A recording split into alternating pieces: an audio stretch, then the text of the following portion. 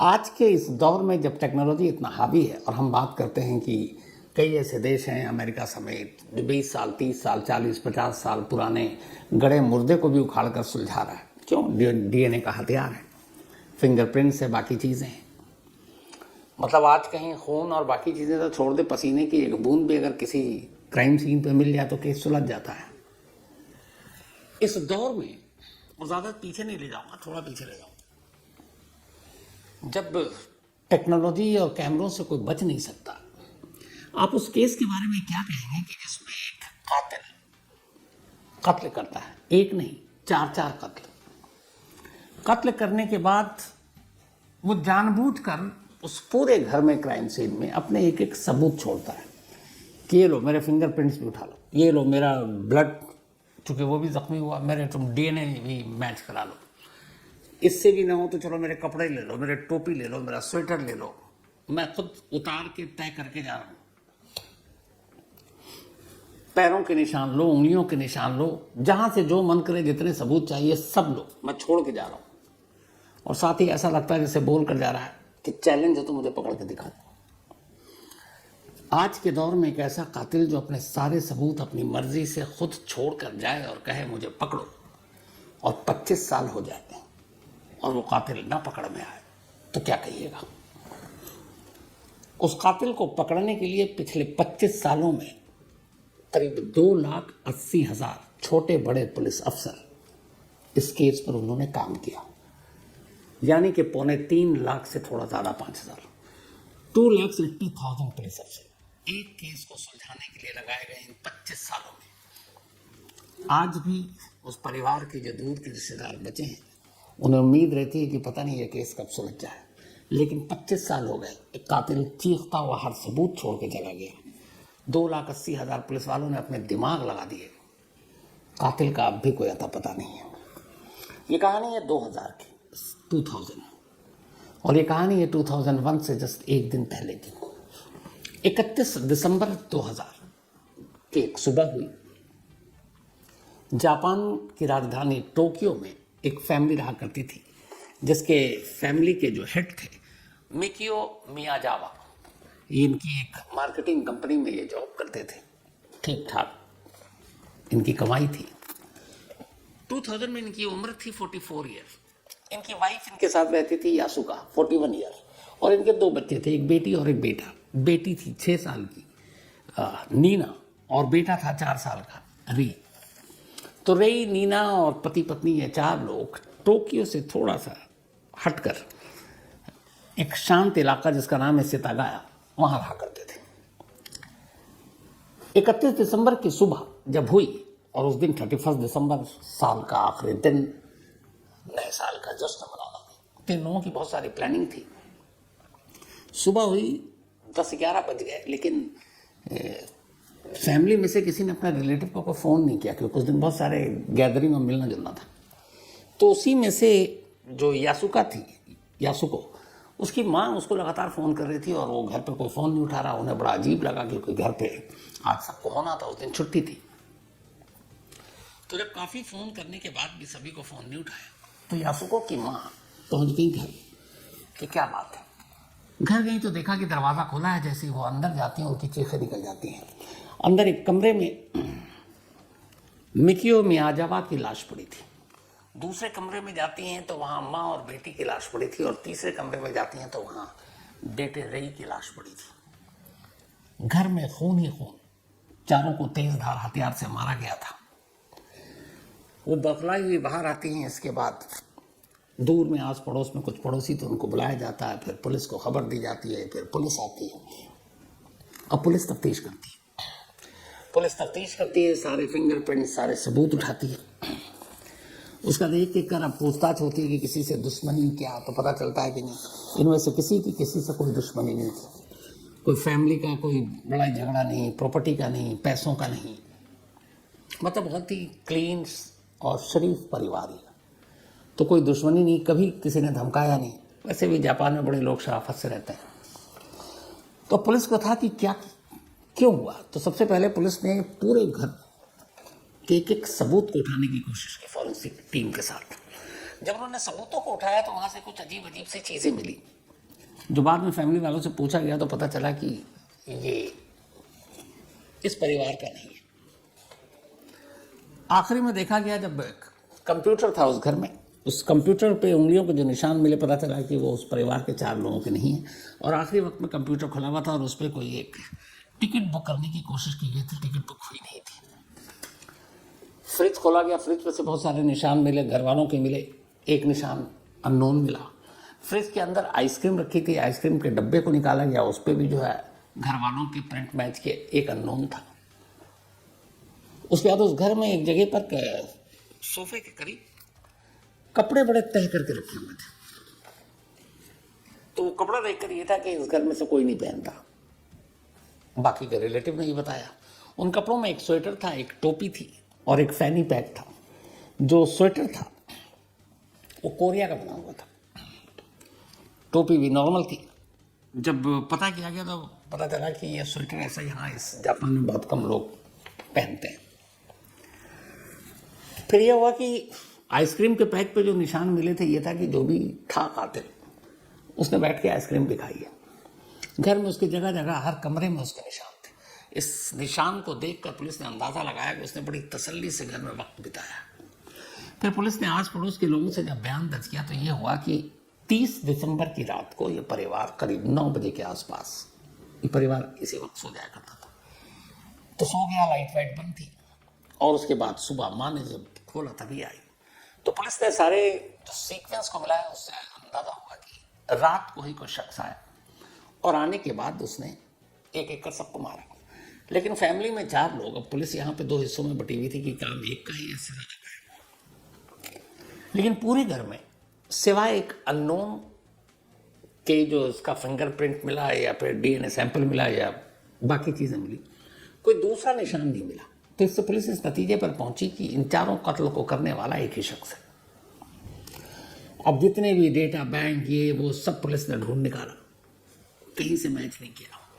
DNA के sample पता नहीं कितने लोगों से मैच कराया गया है, कहीं से मैच नहीं किया। और पुलिस परेशान ढूंढ रही है, कोई फायदा नहीं। मौके वारदात पे जो खून के निशान मिले, बहुत सारे खून थे, उसको जब भेजा गया जांच के लिए तो उस ब्लड सैंपल में एक सैंपल भी अननोन मिला।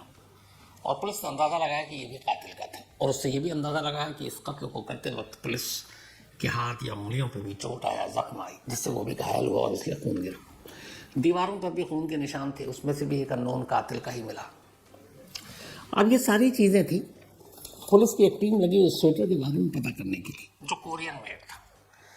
और पुलिस को पहले लगा कि शायद ये कोई कोरियन शख्स है। जापान में बहुत सारे अलग अलग कंट्री के लोग भी रहते हैं। तो स्वेटर बेचने वाले की शॉप तक जब पहुंची, उसके इस शॉप को ढूंढते ढूंढते तो पता चला कि हाँ, ये स्वेटर एक शॉप से बिका था, लेकिन कुछ ही दर्जन बिके थे, करीब 2 या 2.5 दर्जन। लेकिन किसने खरीदा ये शॉपकीपर को पता नहीं था, इसलिए वहां से कोई जानकारी मिली नहीं। अब जब डीएनए सैंपल हुआ, चूंकि ब्लड मिला था कमरे के अंदर घर वालों के अलावा एक अननोन, उसके डीएनए की जब जांच की गई, डीएनए एक होता है मैच कराने की, जो दूसरे से किया नहीं था, एक सिंगल डीएनए है, उस बंदे का अलग से डीएनए जो ब्लड में मिला है, तो उसके जरिए भी कई चीजें पता चलती हैं। तो उस ब्लड सैंपल के डीएनए को जब टेस्ट किया गया तो पता चला कि जो डीएनए है, इसकी जीन जो है काफी मिलते जुलते हैं किसी एशियाई या फिर यूरोपियन पर्सन से।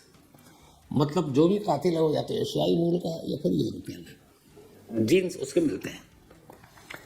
लेकिन फिर पुलिस ने जो बाकी सबूत मिले उससे ये अंदाजा लगाया कि जो भी कातिल है वो कोरियन है। अब टोक्यो के आसपास जितने कोरियन, उस रात की मूवमेंट हर एक को खंगाला जाने लगा। जो भी थोड़ा सा बैड कैरेक्टर, कुछ ऐसे क्रिमिनल या कुछ चोरी बाकी चीज़ों में कोरियन पकड़े गए, उन सब की पूरी कुंडली निकाली गई। पता किया गया कि उस रात कौन कौन कहाँ पे उनकी मौजूदगी थी।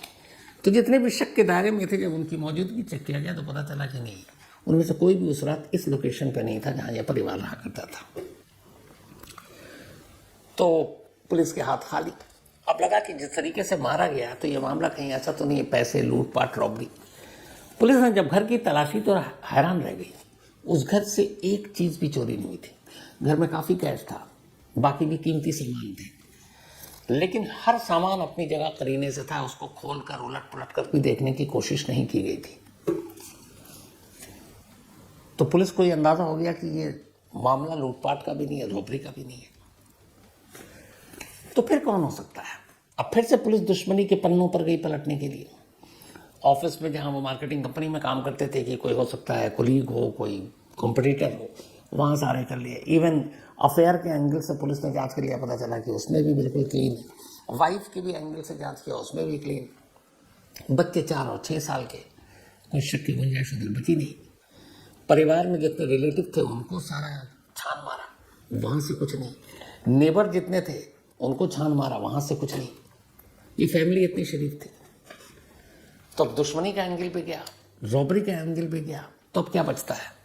अब पुलिस पता करती है कि इस इलाके में कौन कौन लोग रहते हैं। तो पता चला कि जो ये इलाका था जहाँ ये रहते थे, तो बहुत सारे लोग 2000 से पहले अब यहाँ छोड़कर थोड़ा और दूर जा रहे थे, शायद सुकून की तलाश में। इस परिवार को भी कई लोगों ने कहा, पर इन्होंने कहा कि नहीं, जब आप लोग जाएंगे तो हमें तो सुकून वैसे ही मिल जाएगा। तो बाद में कुछ लोग रहे, लेकिन बड़े अच्छे रिश्ते थे पड़ोसियों के साथ। तो हर तरफ से पुलिस के हाथ खाली। अब इसके बाद पुलिस को फिर लगा बीच में कि थोड़ी सी कोरियन वाली थ्योरी गलत है। तो लगा कि हो सकता है कि जरूरी है कि कोई जापानी मूल का ही हो, और शायद उसने किया। अब कुछ ऐसे जापानी बैड कैरेक्टर या पुलिस के रिकॉर्ड में उनकी भी पूरी कुंडली खंगाली गई, वहां से भी कुछ नहीं मिला। जितने लोकल शॉपकीपर, इस फैमिली का जिस जिस से कनेक्शन था, उन कनेक्शन को टटोला पुलिस ने। वक्त लग रहा है, कातिल नहीं मिल रहे, लेकिन हर कड़ियों को जोड़ने की कोशिश हो रही है, लेकिन हर कड़ी कहीं पर जाकर एक जगह एक सिरा आता और डेड एंड हो जाता, कोई नहीं मिल रहा था। फिर पुलिस को लगा कि शायद ये किसी साइको किलर का काम है। अब साइको किलर की थ्योरी इसलिए आई कि कातिल एक घर में जाता है, 4 कत्ल करता है, घर में कोई लूटपाट नहीं करता है, कोई दुश्मनी का एंगल कहीं से दिखता नहीं है, मारता सबको बेदर्दी से है। उसके बाद वो फ्रिज खोलता है, आइसक्रीम खाता है, कंप्यूटर को ऑन करता है, उस पर कोई टिकट बुक करने की कोशिश करता है। अपने साथ वो कोई बैग या पॉलीथीन लेकर आया, क्योंकि जो कपड़े उसने पहने हुए थे वो सारे कपड़े वो तय करके उतार के वो एक जगह पे करीने से रख देता है। और वो कपड़े इसलिए उतारे हुए थे क्योंकि जब जांच ही पता चला कि ये कपड़े पहले पहने हुए, साफ धुले हुए कपड़े नहीं थे, तो वो भी रखता है।